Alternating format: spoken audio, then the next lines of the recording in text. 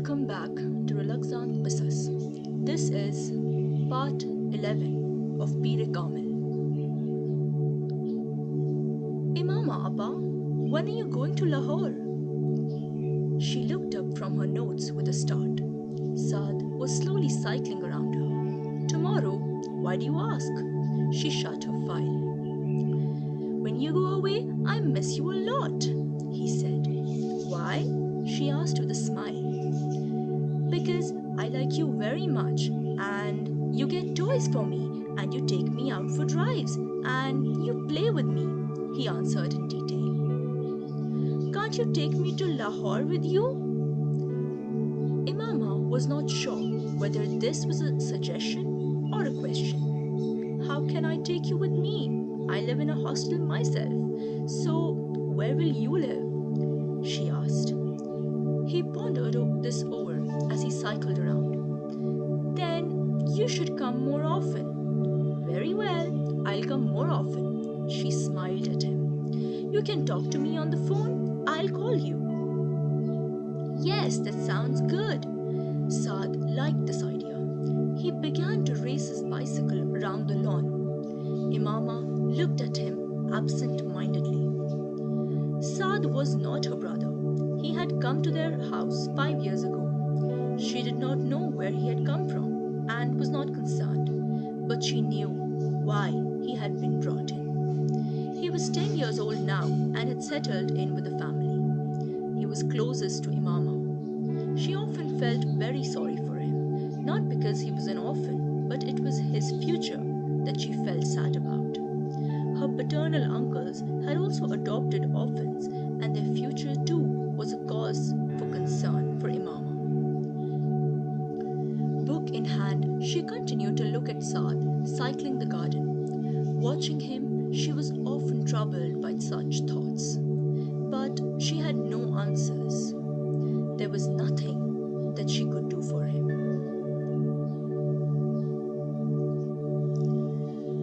All four of them were in Hira Mandi, the red light district of Lahore. They were between 18 and 19 years of age, and their appearance gave away their upper class background. But out here, neither age nor social background meant anything, because young boys often frequented the area and the elite were among the most regular customers. The boys made their way through the narrow lanes of bazaar. 3 of them were lost in conversation, but the fourth looked around with interest and a sense of mystery.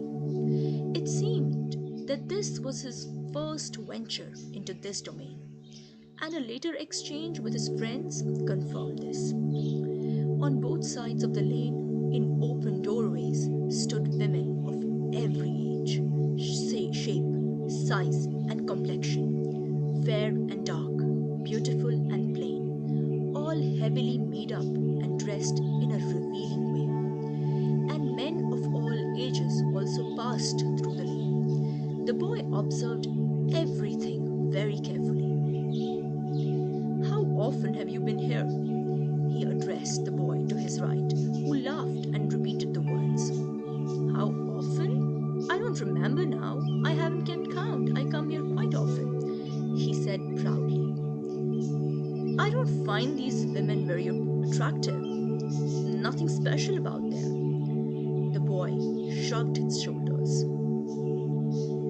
If one has to spend a night somewhere, at least the environment should look pleasant. This is such a filthy place, he said, looking distastefully at the potholes and the piles of garbage in the lane. Besides, what's the point of coming here when you have girlfriends? This place has its own charm, and there's no comparison between these women and our girlfriends. Girlfriends can't dance like the women here, the other boy said with a laugh. And today, one of Pakistan's top actresses is going to perform. Just wait till you see her.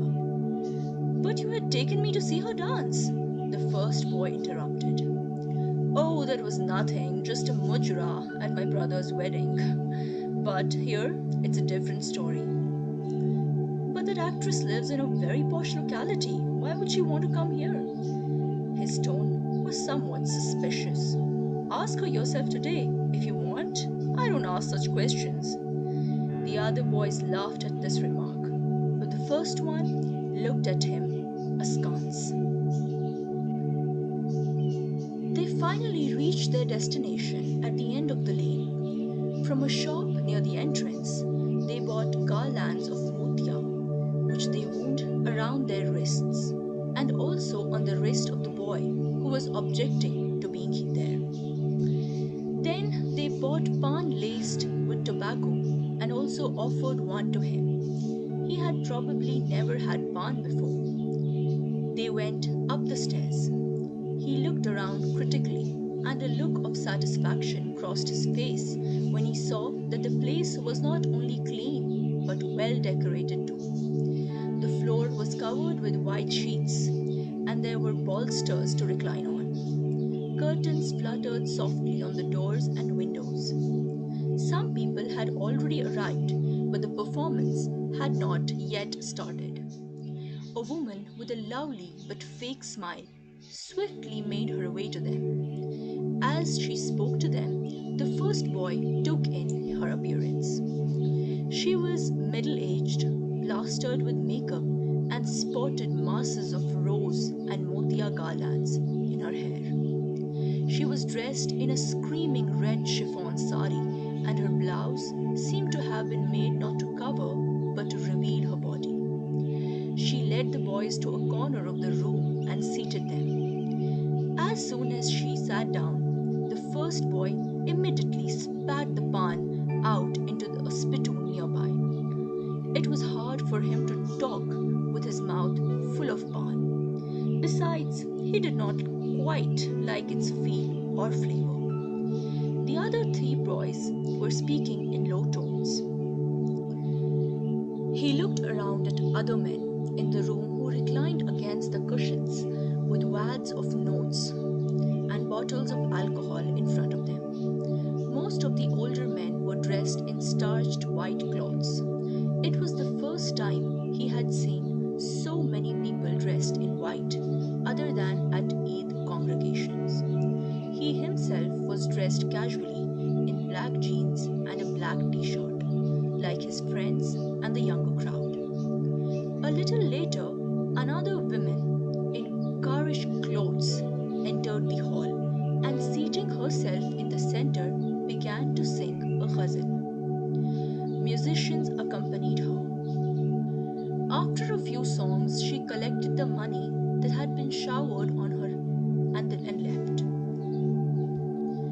Then the famous actress for whom they had all been waiting entered the hall, and everyone's eyes were riveted on her. She twirled around and welcomed her admirers with a gracious nod.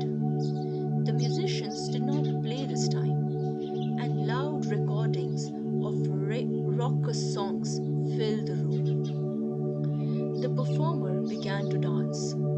The silence that had preceded her performance was broken by applause as the men noisily appreciated her dancing and drinks went around. Some of the more intoxicated men got up and began to dance with her. The only one who sat still watching the performance was the first boy. His face was impassive, but if one looked closely, it was obvious that he was enjoying himself. When the actress came to the end of her dance, about 2 hours later, most of the men in the hall had passed out. Going home was not a problem for them, as they had not come with the intention of going back anytime soon. They were there for the night. The 4 boys also spent the night there. The next day, on their way back, one of the boys turned to the first one, who was looking out of the car. "So, how was the experience?" "All right," he replied casually. "All right, that's all? Honestly?" Annoyed, he broke off in mid-sentence. "It's a good place to visit occasionally, what more can I say? But it did better not have that something special touch about it. My girlfriend is better than the woman I spent last night with." spotted.